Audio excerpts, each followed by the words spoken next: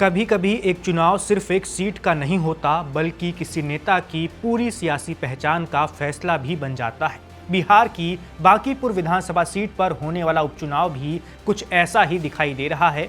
ये मुकाबला सिर्फ भाजपा और जनसुराज के बीच नहीं है, बल्कि ये प्रशांत किशोर की राजनीतिक विश्वसनीयता, उनकी मेहनत और उनके भविष्य की सबसे बड़ी परीक्षा बन चुका है। अगर इस चुनाव में वे अच्छा प्रदर्शन करते हैं तो उनकी राजनीति को नई ताकत मिलेगी, लेकिन अगर नतीजा उम्मीद के उलट रहा तो उनके विरोधियों को बड़ा मुद्दा मिल जाएगा। यही वजह है कि इस बार बांकीपुर की लड़ाई को प्रशांत किशोर के लिए करो या मरो की लड़ाई कहा जा रहा है। बांकीपुर विधानसभा सीट पर 30 जुलाई को उपचुनाव होना है, जबकि 3 अगस्त को नतीजे घोषित किए जाएंगे।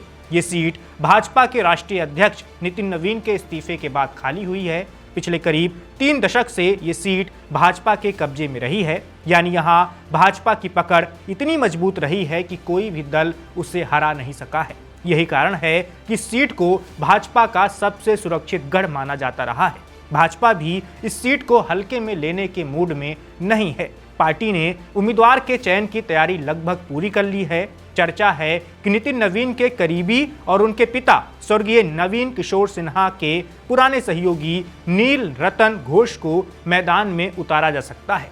नील रतन घोष कायस्थ समाज से आते हैं और बांकीपुर विधानसभा क्षेत्र में करीब 70,000 कायस्थ मतदाता हैं। ऐसे में भाजपा जातीय और संगठनात्मक दोनों स्तर पर मजबूत रणनीति के साथ मैदान में उतरने की तैयारी कर रही है। लेकिन इस चुनाव को अचानक सबसे ज्यादा चर्चा तब मिली जब जनसुराज के सूत्रधार प्रशांत किशोर ने खुद चुनाव लड़ने के संकेत दिए। उन्होंने साफ कहा कि अगर उनके चुनाव लड़ने से भाजपा जैसी मजबूत पार्टी बांकीपुर में हार सकती है तो वे मैदान में उतरने के लिए पूरी तरह तैयार हैं। इस एक बयान ने पूरे चुनाव का स्वरूप बदल दिया। अब ये मुकाबला सिर्फ भाजपा बनाम जनसुराज नहीं, बल्कि भाजपा बनाम प्रशांत किशोर बनता हुआ दिख रहा है।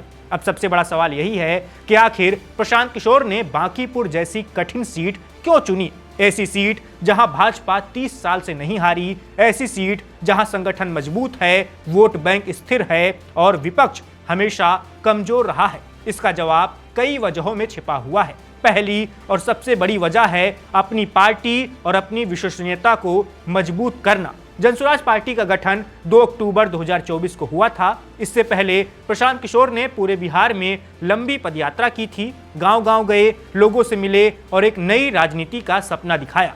इसके बाद विधानसभा चुनाव में उन्होंने 243 में से 238 सीटों पर उम्मीदवार उतार दिए। उम्मीद थी कि नई राजनीति को जनता का समर्थन मिलेगा, लेकिन चुनाव परिणाम उम्मीद के उलट रहे।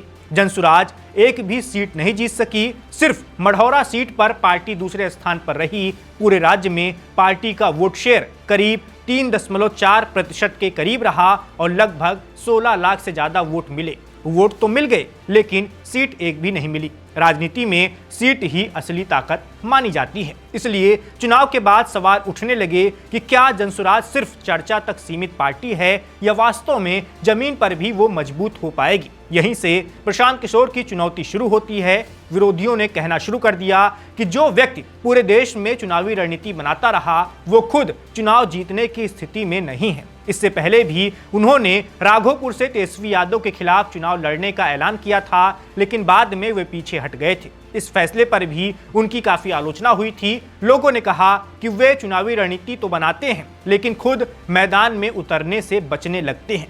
अब बांकीपुर का फैसला इस छवि को बदलने की कोशिश माना जा रहा है। अगर प्रशांत किशोर खुद चुनाव लड़ते हैं तो वे ये संदेश देना चाहेंगे कि अब वे सिर्फ सलाह देने वाले रणनीतिकार नहीं, बल्कि जनता के बीच जाकर लड़ाई लड़ने वाले नेता भी हैं। अगर वे भाजपा जैसी मजबूत पार्टी को कड़ी टक्कर देते हैं या जीत हासिल कर लेते हैं तो ये जनसुराज के लिए नई शुरुआत साबित हो सकती है। इस चुनाव का दूसरा सबसे बड़ा मकसद भी उतना ही अहम है। प्रशांत किशोर लंबे समय से कहते रहे हैं कि बिहार की राजनीति जाति और धर्म से ऊपर उठनी चाहिए। वे शिक्षा, रोजगार और बेहतर व्यवस्था की बात करते हैं। उनकी पूरी पदयात्रा इसी सोच पर आधारित रही। लेकिन सवाल हमेशा यही रहा कि क्या बिहार का मतदाता इस नई राजनीति को स्वीकार करेगा? बांकीपुर इस सवाल का सबसे बड़ा जवाब बन सकता है, क्योंकि ये पूरी तरह शहरी विधानसभा क्षेत्र है। यहाँ गांव जैसी पारंपरिक जातीय गोलबंदी उतनी मजबूत नहीं मानी जाती है। यहाँ पढ़े लिखे मतदाताओं की संख्या ज्यादा है। डॉक्टर, वकील, चार्टर्ड अकाउंटेंट, व्यापारी, नौकरी पेशा लोग और उच्च मध्यम वर्ग बड़ी संख्या में रहता है। ऐसे मतदाता विकास, व्यवस्था और प्रशासन जैसे मुद्दों पर वोट करते आए हैं। यानी अगर प्रशांत किशोर यहाँ अच्छा प्रदर्शन करते हैं तो वे ये दावा कर सकेंगे कि उनकी नई राजनीति को भी स्वीकार किया जा रहा है। लेकिन अगर यहाँ भी उन्हें उम्मीद के मुताबिक समर्थन नहीं मिलता तो उनकी पूरी राजनीतिक सोच पर सवाल उठ सकते हैं। यही वजह है कि बांकीपुर का ये चुनाव सिर्फ एक सीट का चुनाव नहीं रह गया है, ये प्रशांत किशोर की पूरी राजनीतिक यात्रा का सबसे बड़ा इम्तिहान बन चुका है। अब सवाल ये है कि अगर बांकीपुर भाजपा का सबसे मजबूत गढ़ माना जाता है तो फिर प्रशांत किशोर आखिर इस सीट से ही क्यों लड़ रहे हैं? उन्होंने ये सीट क्यों चुनी? क्या ये सिर्फ एक चुनाव लड़ने का फैसला है या इसके पीछे कोई बड़ी राजनीतिक रणनीति छिपी हुई है? दरअसल इसकी तीसरी, चौथी और पांचवी वजह ही इस पूरे चुनाव को खास बनाती है। तीसरी बड़ी वजह है भाजपा के सबसे मजबूत किले में सेंध लगाकर खुद को तीसरे विकल्प के रूप में स्थापित करना। बिहार की राजनीति पिछले कई सालों से दो बड़े धड़ों के बीच घूमती रही है। एक तरफ भाजपा और एनडीए, दूसरी तरफ राजद और महागठबंधन। ऐसे में किसी नई पार्टी के लिए अपनी जगह बनाना आसान नहीं होता। जनसुराज भी इसी चुनौती से जूझ रही है। प्रशांत किशोर अच्छी तरह जानते हैं कि अगर वे किसी ऐसी सीट से चुनाव लड़ते हैं जहां राजद का मजबूत यादव वोट बैंक हो या जदयू का परंपरागत आधार बहुत मजबूत हो, वहां जातीय समीकरण उनके रास्ते की सबसे बड़ी दीवार बन जाते हैं। लेकिन बांकीपुर की तस्वीर थोड़ी अलग है। ये सीट शहरी है, यहाँ जात का असर पूरी तरह खत्म तो नहीं है, लेकिन गांव की तुलना में कम माना जाता है। यहाँ पढ़े लिखे और नौकरी पेशा मतदाता बड़ी संख्या में हैं। व्यापारियों, पेशेवर लोगों और मध्यम वर्ग की अच्छी मौजूदगी है। ऐसे में प्रशांत किशोर को लगता है कि विकास, प्रशासन और नई राजनीति का संदेश यहाँ ज्यादा असर छोड़ सकता है। सबसे अहम बात यह है कि अगर भाजपा के कुछ परंपरागत मतदाता स्थानीय स्तर पर किसी वजह से नाराज हैं तो उनके सामने सबसे बड़ा सवाल होगा कि वोट किसे दें। ऐसे में राजद की बजाय जनसुराज एक अच्छा विकल्प बन सकती है। यही सोच प्रशांत किशोर को इस सीट पर दांव लगाने के लिए प्रेरित करती रही है। अगर वे भाजपा को कड़ी चुनौती देते हैं या मुकाबला बेहद करीबी बना देते हैं तो पूरे बिहार में ये संदेश जाएगा कि जनसुराज अब सिर्फ वोट काटने वाली पार्टी नहीं बल्कि मुकाबला करने वाली ताकत भी बन चुकी है। यही वजह है कि बांकीपुर की लड़ाई सिर्फ एक सीट जीतने की लड़ाई नहीं बल्कि पूरे राज्य में अपनी राजनीतिक पहचान बनाने की भी लड़ाई है।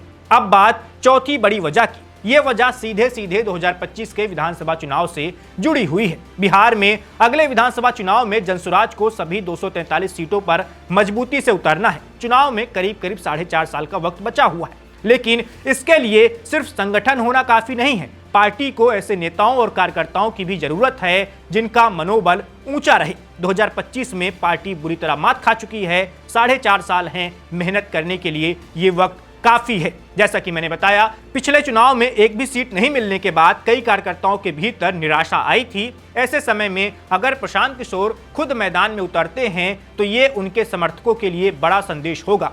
इससे पार्टी कार्यकर्ताओं को लगेगा कि उनका नेता सिर्फ मंच से भाषण नहीं देता बल्कि खुद भी चुनावी मैदान में उतरकर जोखिम उठाने को तैयार है। राजनीति में कई बार चुनाव का नतीजा सिर्फ जीतना मायने नहीं रखता, उससे ज्यादा मायने रखती है लड़ाई और लड़ने का तरीका। अगर प्रशांत किशोर पूरी ताकत के साथ चुनाव लड़ते हैं और भाजपा को कड़ी टक्कर देते हैं तो पार्टी के कार्यकर्ताओं का आत्मविश्वास कई गुना बढ़ जाएगा। इसका सीधा असर अगले विधानसभा चुनाव पर दिखाई देगा। यानी ये उपचुनाव जनसुराज के लिए संगठन खड़ा करने का भी सबसे बड़ा मौका है। अब आते हैं पांचवी और सबसे अंतिम वजह पर। यह वजह है प्रशांत किशोर की व्यक्तिगत राजनीतिक पहचान। आज भी देश भर में प्रशांत किशोर को लोग एक चुनावी रणनीतिकार के तौर पर ज्यादा जानते हैं, न कि एक नेता के तौर पर। उन्होंने कई बड़े नेताओं के लिए चुनावी रणनीति बनाई, कई राज्यों में चुनाव जिताने का श्रेय भी उन्हें मिला। लेकिन जब बात खुद की राजनीति की आती है तो विरोधी अक्सर यही सवाल उठाते हैं कि जो दूसरों को चुनाव जिताता है वो खुद कितना लोकप्रिय है, खुद क्या चुनाव जीत पाएगा। यही सवाल अब बांकीपुर में जवाब मांग रहा है। अगर प्रशांत किशोर चुनाव जीत जाते हैं तो उनकी पहचान हमेशा के लिए बदल जाएगी। फिर उन्हें सिर्फ चुनावी सलाहकार नहीं बल्कि जनादेश हासिल करने वाला नेता भी माना जाएगा। लेकिन अगर वे हारते हैं तो विरोधियों को यह कहने का मौका मिल जाएगा कि जनता ने उन्हें नेता के रूप में स्वीकार नहीं किया है। यानी यह चुनाव उनकी व्यक्तिगत साख के लिए भी काफी अहम है, ये उससे भी जुड़ चुका है। अब बात करते हैं बांकीपुर के राजनीतिक गणित की। ये सीट पटना शहर के सबसे चर्चित विधानसभा क्षेत्रों में गिनी जाती है। यहाँ शिक्षित मतदाताओं की संख्या बड़ी है, व्यापारिक वर्ग काफी मजबूत है, कायस्थ समाज का प्रभाव काफी ज्यादा माना जाता है। बताया जा रहा है करीब 70,000 मतदाता इसी समाज से आते हैं। यही वजह है भाजपा नील रतन घोष के नाम पर काफी गंभीरता से विचार कर रही है। वे कायस्थ समाज से आते हैं और लंबे वक्त से संगठन से जुड़े रहे हैं। दूसरी तरफ अगर प्रशांत किशोर मैदान में उतरते हैं तो वे जातीय समीकरण से अपनी छवि विकास के एजेंडे पर लड़ना चाहेंगे, यानी वो जाति के फेर में फंसना नहीं चाहेंगे। प्रशांत किशोर का पूरा एजेंडा रहेगा कि वो विकास के नाम पर चुनाव लड़ें और जीतने की कोशिश करें। Subscribe to One India and never miss an update. Download the One India app now.